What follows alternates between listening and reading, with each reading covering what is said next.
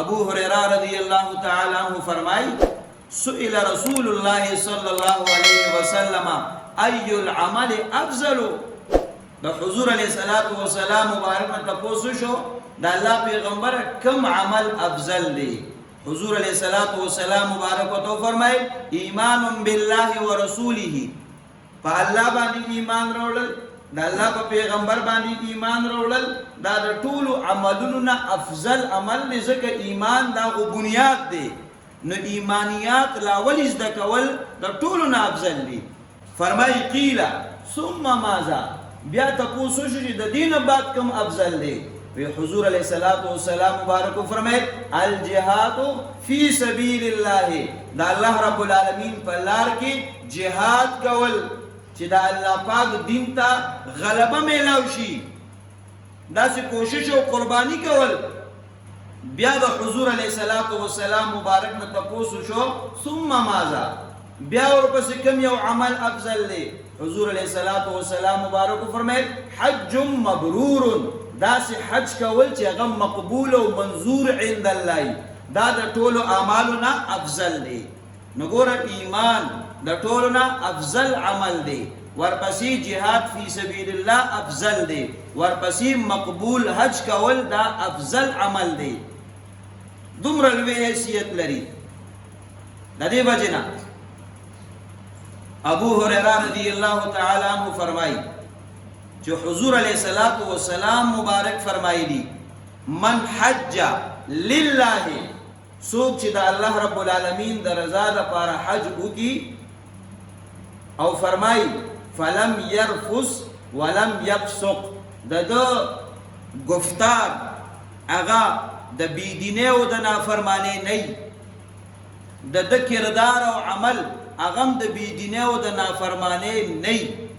فرمائی رجع کیوم ولدته امه، دی چې د حج نه واپس راځي نو دی په داسې حالت کې دی چې دی ګنې په دغه ورځ پیدا شوي، دی د ګناهونو نه دومره پاک دی لکه چې دی په دغه ورځ باندې پیدا شوي دی.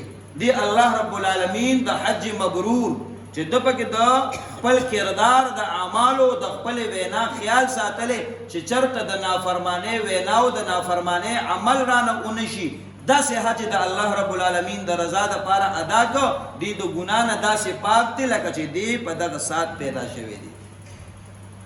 دوم رلوی فضیلت لری.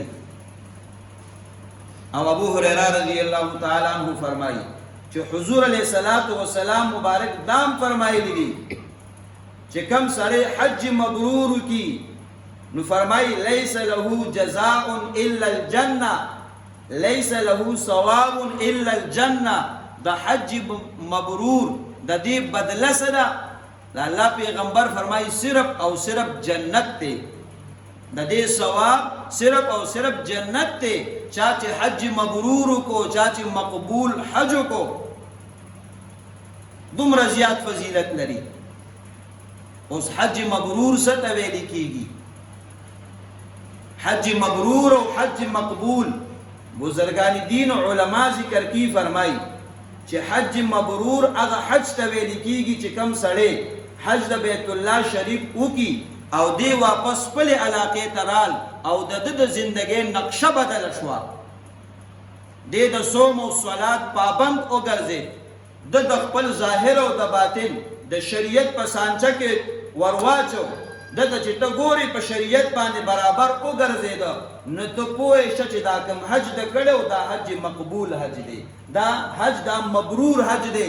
الله پاک د ده په آینده زندګۍ کې بدلون راوسته، دې ته ویل کېږي حج مبرور. او د دې بیان الله رب العالمین قرآن کریم کې کړی دی.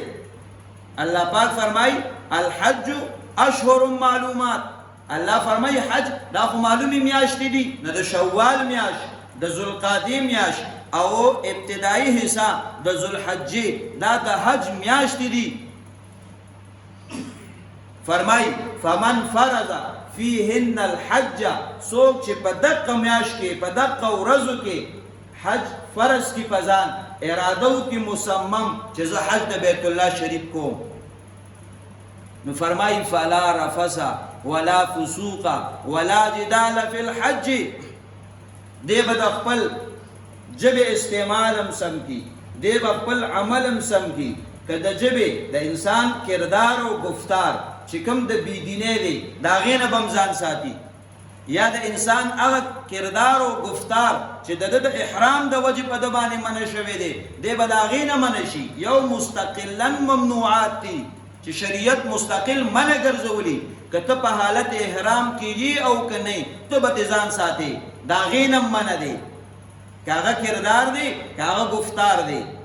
او یو هغه ممنوعات دي چې کله احرام دی واچو نو په تا باندې هغه منع شو، حالت احرام نه وړاندې منع نو، خو په احرام سره هغه منع شو، اوس د هغې نه ځان ساتي. او بیا فرمایي ولا جدال فی الحج، او دی په حج کې جنگ جګړې نه کوي، دی ښه په اطمینان او په سکون سره ټول احکامات او اعمال سر ته ورسوي. فرمایي دغه حج دا حج مبرور او مقبول حج دی، ولې د د ټولو خبرو خیال ساتلی دی. او دغه حج چې کله وکړي شي نو د انسان آینده زندگی د هغې نقشه بدله شي.